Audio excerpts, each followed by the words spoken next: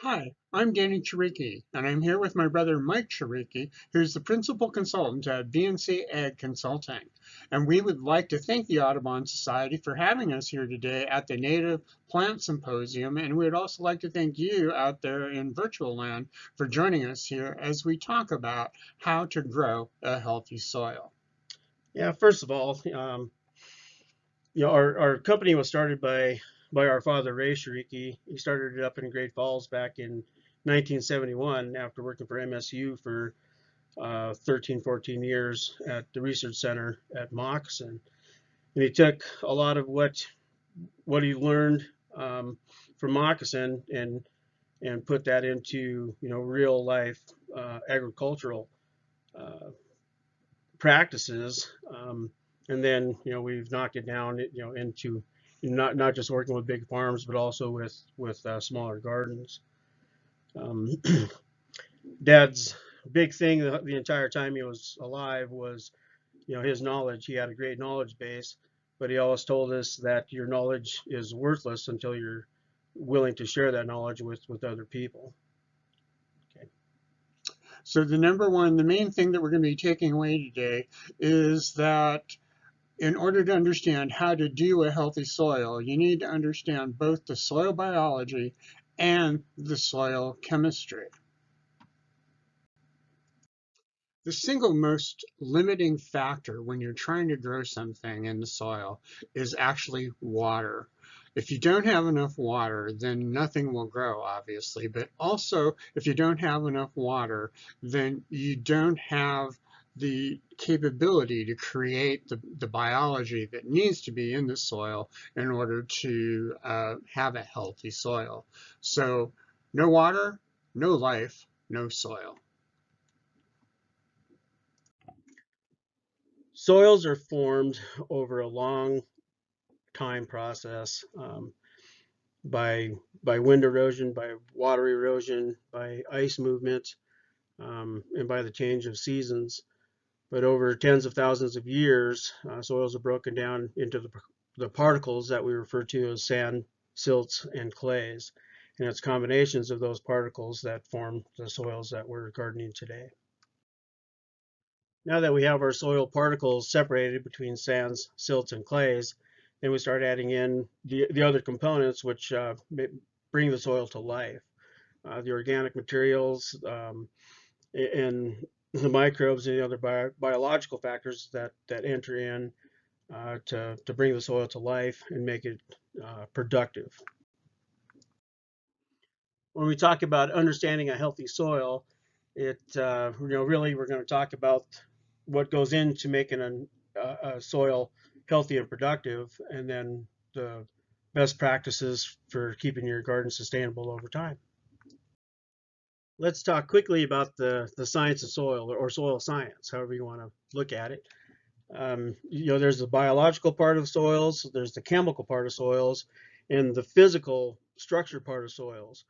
When most people pick up a handful of dirt and they look at the soil, you think of words like texture, structure, and tilth, and that's the physical part. But really, the biology, chemistry, and the physical aspects of the soils all have to come together in a balance to make a healthy soil. A healthy soil is quite literally alive. When you take the sand, silt, and clay particles and you add water, one of the things that happens here on Earth is you get millions and millions and millions of little things that are growing in literally a handful of soil. Those bacteria and insects and even animals and worms are an important part of the process that takes organic material and turns it back into the nutrients that plant need in order to survive. There's literally 2 tons of living material in every acre of land. A healthy soil is a composite of a number of different things. It is literally animal, vegetable, and mineral. About 45% of the soil is mineral, 25% water, 25% air, and about 5% is organic material. So we're looking here now at the nitrogen cycle. This diagram shows us how nitrogen in the atmosphere gets processed by bacteria that sit on the roots of legumes, peas, beans, things like that. And then other bacteria turns that nitrogen into ammonia, which is nitrogen and hydrogen combined.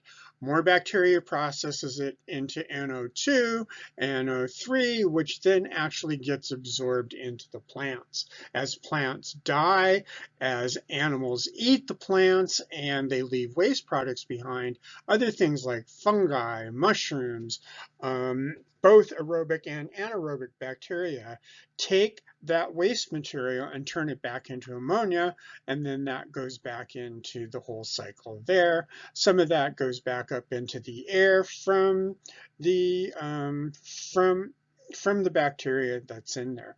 So you can see that bacteria are processing the organic material and to turn them into the chemicals that the plant needs in order to survive. This diagram now takes a look at how the chemicals or the nutrients are brought into the plant. Basically, they go into the plant through three different ways. Either through the pores in the leaves, carbon dioxide is the main thing that comes in through the pores in the leaves. Through the roots, two different things happen. One, water gets absorbed through the root walls of the plants, and along with that water goes most of the micronutrients and major nutrients of the soil. There are also some minerals like phosphorus, for example, that actually need to be hit by the plant's root as it's growing. So the plant extends itself out, it hits, for example, a little piece of phosphorus, and that phosphorus then gets brought into the plant and is used by the plant. You notice that oxygen also is being brought in through the roots, and the byproducts of water and oxygen are coming out through the leaves. Today, there are 17 elements that are considered essential for plant growth, which basically means if any of these elements are missing from the diet, the plants will not grow as efficiently and they won't reach their optimal performance. Now, carbon, oxygen, hydrogen, those three are the three biggest ones, but that all comes from the atmosphere and from water. Now, nitrogen, phosphorus, potassium, calcium, magnesium, sulfur, those are the next ones on the list. Those are used in the highest amounts, and those are, really NPK are the ones that we think about most when we talk about adding back to the nutrition. The other ones, the micronutrients, are all needed in very, very small amounts, and that's usually mineralized out of the soil every year and should be in amounts available to plant growth to sustain good health and nutrition.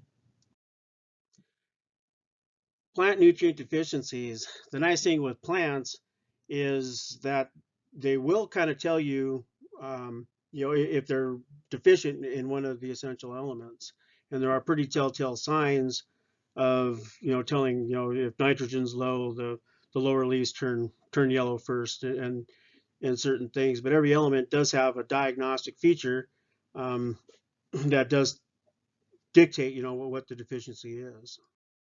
This is a very, very old picture, but it does show the healthiest plant on the right side of a corn leaf, and phosphorus efficiency turns purple on the edges, for example. Um, Potassium, will turn yellow from the outside of the leaf inward, where nitrogen will turn yellow from the inside of the leaf and work its way out. Okay, we've talked a little bit about deficiencies, but you definitely can put too much of a good thing on and cause some problems. Some of the things we see with composted manure, straight manures, grass clippings, yard leaves, and other things like that is if you put too much of these things on, you add a lot of carbon with leaves and grass clippings, which can throw the balance off. With manures, we can increase the phosphorus potassium levels very, very high, along with the nitrogen. But when the phosphorus and potassium gets high, you start to see other mimicking deficiencies show up.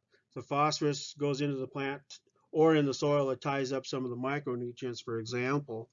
And so this is we just wanted to put this in to mention that too much of a good thing can turn into a bad thing. So watch out when you're using composted manures, or straight manures, and adding them to your gardens.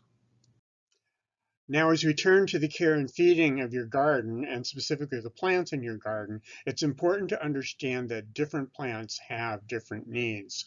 Corn, for example, needs lots of nitrogen. So every year you're growing corn, you will probably have to add nitrogen of some form or another in order to have a healthy stand of corn.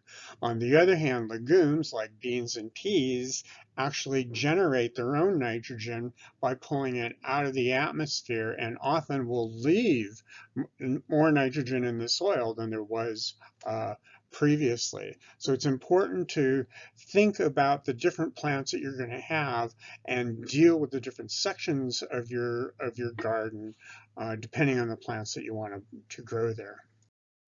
Climate, and specifically the amount of rainfall that you get, has a huge impact on the types of practices that you're going to have to pay attention to when you're trying to maintain a healthy soil. The more water you have, the more living things that you have. But it's also possible to have way too much water. As you look at the swamp on the left, it's very obvious that you're not going to be able to grow a garden there without either draining off the water or adding a whole bunch of additional soil. On the right, you're seeing an area where it's not getting enough moisture and the corn is failing to thrive. So knowing the availability of water that you have allows you to think through the practices that you're going to need to do in order to maintain a healthy soil. First of all, biology is a very important part of a healthy soil. The biology in a soil is what actually converts the organic material in the soil into the chemical nutrients that are needed by the plant. Those nutrients, are absorbed into the plant after they have been dissolved into the water that passes from the soil through the root wall and into the plant. Now, it's important to remember that different plants and crops have different requirements. A certain amount of nitrogen in the soil could be more than enough for a legume like a bean, and way, way, way too little for a more bigger plant like corn or tomatoes. It's also important to know that not just too little of anything can be a problem, but too much of something can be a problem. As we talked about the problem with phosphorus from too much organic matter in the soil, it can create other issues. It's also very important to remember that the climate affects the biology of a soil and what the parameters of what is possible for a soil to become. And that over the long term affects the chemistry of the soil. If you've ever been in a mountainous area and you look at how the soil is being developed underneath trees, that is a very early stage of development, partially because the geology of the area has not broken down the rocks into the smaller particles that the biology needs in order to live in. But having adequate water and also having the right temperature is also very important. So the main point of all of this is that a healthy soil is a balanced biome with appropriate levels of water and nutrients for the specific type of plants that you want to be growing in any area or spot.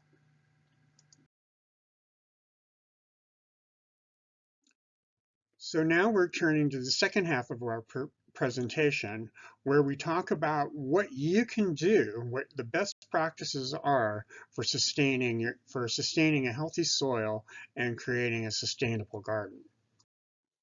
Gardening should be a fun activity. It should be something you do with friends or family that helps keep you happy and healthy. Or if you're an introvert like myself, sometimes gardening is a way to get away from all the other stresses in your life. Um, it's important to remember that gardening is not about competition. It's about making the choices that work for you. Something that works in one garden may very well not work in another garden. But we will go on here and talk about some very general concepts and how to think about them and use them in uh, in your life as a gardener. A very old concept of gardening and farming is that if you take something away from the land, you have to put it back. This means any nutrients that are removed, um, any materials that are removed, it must be put back into the soil. Every time you harvest tomatoes or fruits or any vegetables away from the garden and take it to your kitchen, whatever you eat in the kitchen doesn't get put back to the land. So through replacing crop residues, using organic amendments or fertilizers or compost, whatever you choose to put back into the land, it has to happen at the end of every year to benefit the next year in the rotation. So in terms of thinking about best practices, there are a couple of basic questions and thoughts we want to go over with you. First of all, you need to be thinking about what it is that you want from your garden year after year and over the long term. This helps you define exactly what you need to add to the soil every year. Another important question is, how do you manage weeds and moisture and keeping moisture in the ground? That's the whole, and also how do you keep your garden soil soft and pliable? Do you want to use cover crops? Are you going to maintain a crop rotation? And are you going to plant next to each other crops that do well, um, that complement each other? And finally, we're going to talk a little bit about the climate and what the consequences of these things are for xeriscaping here in Montana. What do you want from your garden? Um, Really, this should be the question of, why do you want a garden? What are the reasons behind it? Stress relief, growing some of your own food, um, wanting to be able to preserve, food for the winter. There's a lot of different reasons why people garden, and everybody has their own thoughts and ideas. But these are some of the things you really need to think about. Not just this year, but next year. In 5 years, 10 years, 15, 20 years down the road, where do I want my garden to be? What do I want to be able to grow, and what do I want to be able to provide for my own family? All right, considerations when making amendments to your soil. I guess first of all, we talk about fertilizer, um, and everybody's got their own idea on this. But do we want to use regular fertilizers, or do we want our garden to be 100% organic? Both methods are fine. There's nothing wrong with either one. It's a individual decision on that. You just need to realize that the organic amendments do take a little longer to respond and break down and become available to the plants. Where a lot of the fertilizer products out there are available pretty quickly. So that comes right into understanding the timing and the effects of the amendments we put on, whether we do it in the fall or whether we do it in the spring or whether we do it during the growing season itself. Now, soil testing, of course, that's something that we do here at BNC Ag, but getting a good soil test, maybe not every year, but get a good soil test to give you an idea of what nutrients are in good shape, what nutrients are deficient, if there's any salt problems, if there's any sodium problems or anything else, pH issues. The only way to know that is by doing a soil test. And then we know what we have to do to mitigate any problems that are present in your garden. All right, here we are in the spring, and what we need to do, what we can do, as far as soil amendments go. Like I said before, if you want to be organic, that's cool, but we're in the middle of March right now, and if you're going to add any organic amendments, you should be doing that here pretty soon. Within the next couple of weeks, if the weather keeps permitting us to do that. That gives it enough time, for the nitrogen and phosphorus to break down and become available by the time we plant our gardens. The big thing about adding things back to the land, you got to make sure you get enough nitrogen back into the soil. Nitrogen seems to be the main thing that is the most difficult to replace in an organic garden. So you need to be thinking about that a little bit ahead of time, and get those amendments on as soon as possible. Um, with regular fertilizers, that become available, much quicker and in higher amounts. Those can be put on maybe a little bit later, but those should be put on fairly soon as well. Um, just a ballpark number here. Typically in gardens, we look at, if we're using regular fertilizer, maybe 6 to 8 ounces of urea, or a 4500 fertilizer per 100 square feet, and till it in. Or if you're going with blood meal or alfalfa meal or something like that, then you're going to need, over a pound per 100 square feet, 18 to 24 ounces, and get that done, pretty quickly. One thing to also remember too, with nitrogen especially, after the certain plants start to grow, they start using more nitrogen and require a nitrogen boost when they start to flower and produce fruit.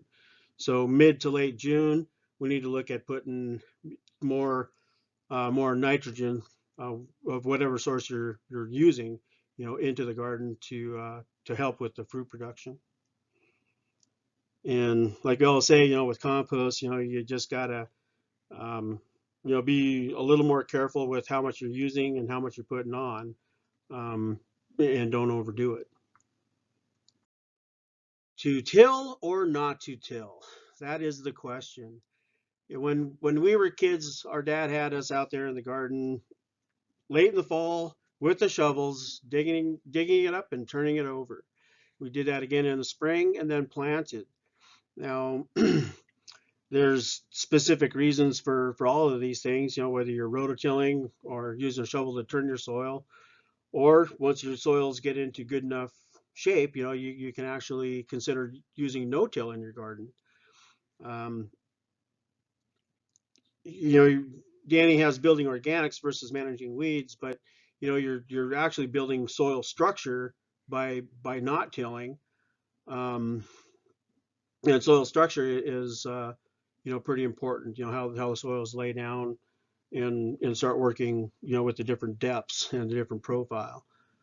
Density of the soil, whether you got clays or sands, how hard packed they are, or how loose they are. Compacted soils, I will talk about that a little bit later. And other ways of physically preparing your garden for planting.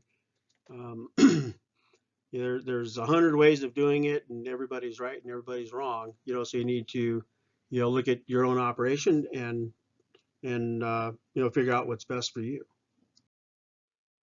Everybody loves rototillers. They're quick, they do a lot of mixing, get a lot of work done for you in a heartbeat.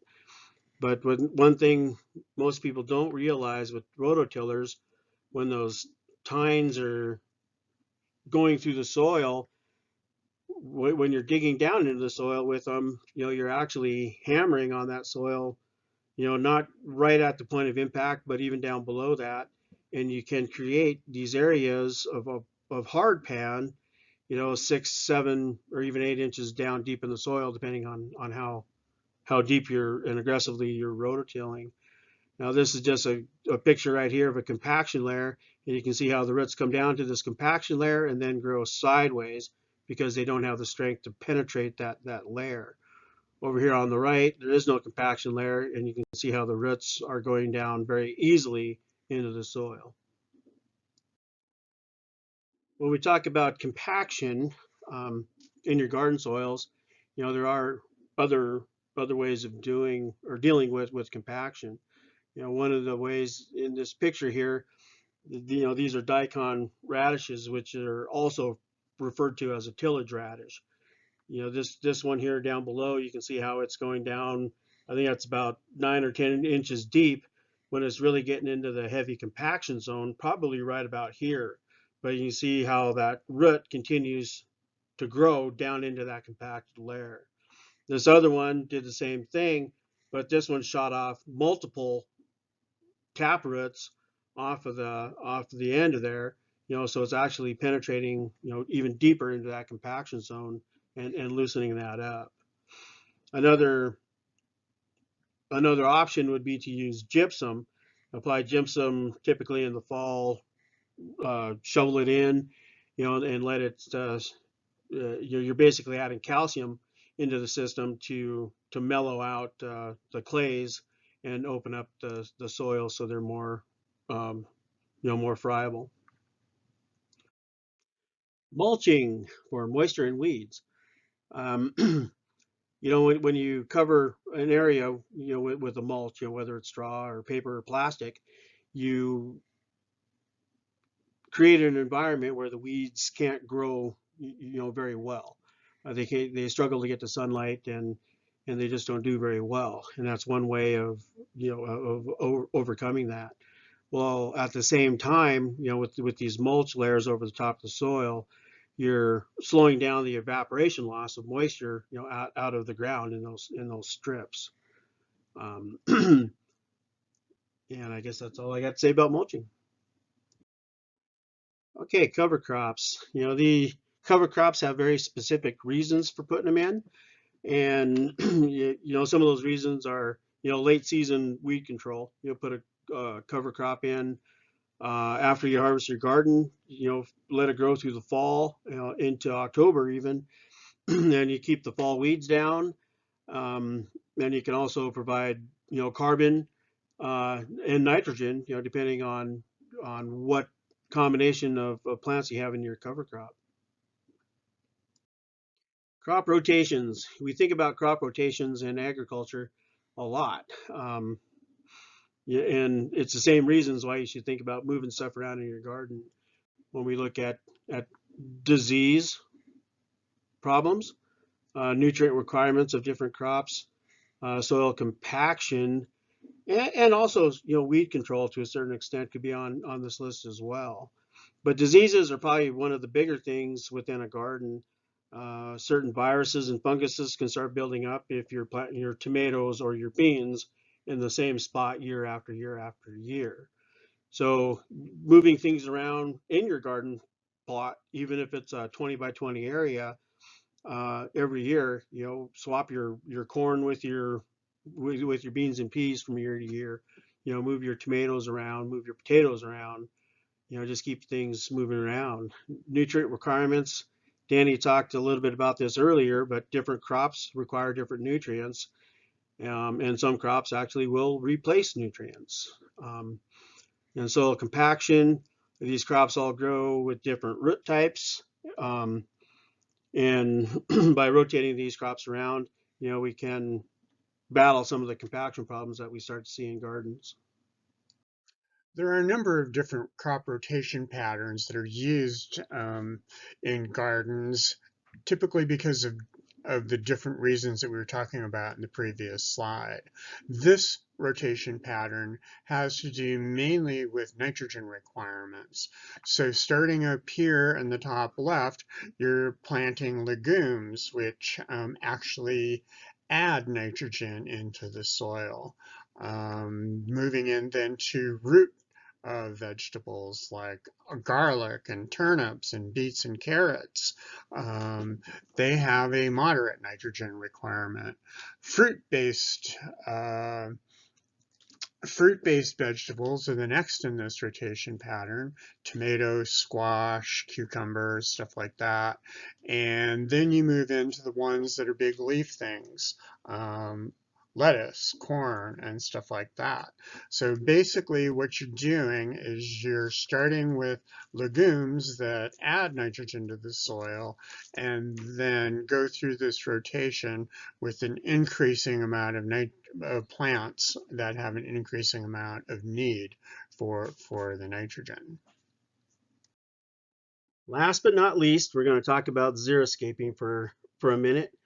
Xeriscaping is you're basically looking at the limitations of your climate and your soils in your particular area and designing your landscaping to fit the natural habitat and the natural the native plants that are growing in that area and incorporate them into your landscaping.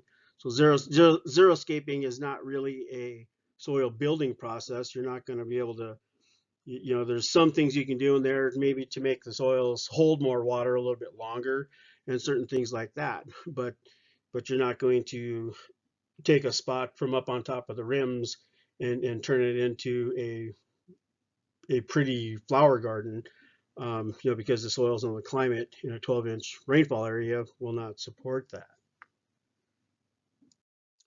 So every spring, what you need to do is to sit down, take out your old plans, look at what worked in the past, and look at your long-term goals, and come up with a plan for your specific plot for this year. What are you going to put into it, the spacings, and how you're going to manage the space. You then need to go in and do the actual preparation on the plot. If you're going to flip the soil, till it. If you're going to have mulching in place, think about whether or not you need your plant structures, uh, things that hold up the plants like tomato cages and things like that.